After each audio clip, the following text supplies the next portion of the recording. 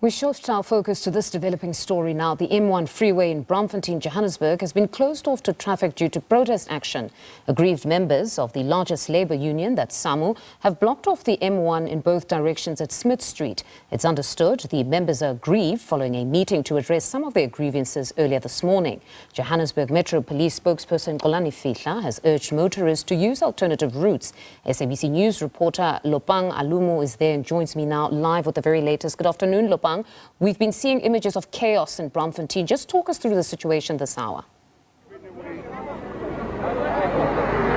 Well, good evening, and to our viewers at home. What you see now is that the traffic congestion is not as bad as it was 2 hours, 1 hour ago.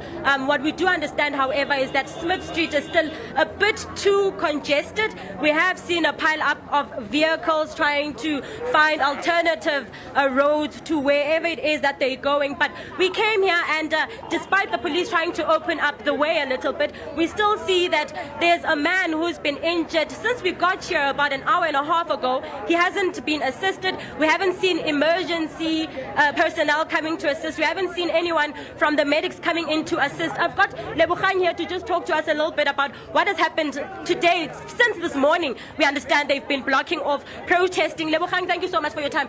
What exactly is happening here today? No, good afternoon to you and all the viewers.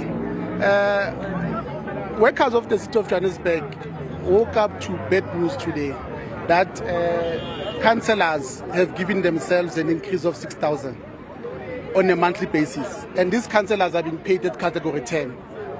But the same councillors are telling workers that they must remain at category 8 while they are saying the city has got no money.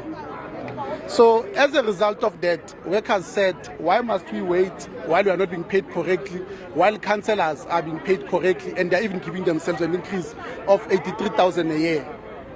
That's what agitated workers. Secondly, what agitated workers is that the current mayor, Dada Murero, him, while he was the MMC of finance, he sat down with the JPC CEO, Helen Bottas, and they signed a law firm that was initially investigating Helen Bottas. And they signed them to a contract that outdoor advertising will then be paid through that company. That deal that they did without going to tender processes is valued at 70 million per month. And they are saying the city has got no money. And that company now charges the city of Johannesburg 25%, which is about 17.5 million every month.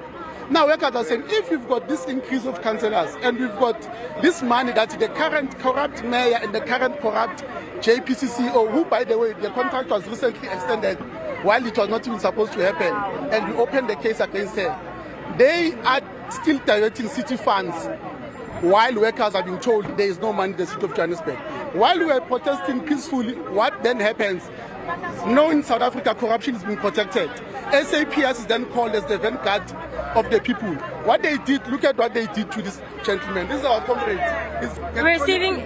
We are seeing the emergency personnel are now here. The ambulance is here to assist the man who's been laying here for just over an hour and a half, from what we understand from Lopang. What we do also understand is that he's chronic, right? Yes, he's got a chronic illness. He was punched by a Captain Mudau of SAPS, exactly where he's got a problem. He was shot at. He was even pepper sprayed. This one, if you look at the underarm there, there's evidence that he was even shot at. So this is why we have a problem in South Africa, is that SAPS, who are supposed to be serving and protecting the members, maybe they don't understand why they are called SAPS.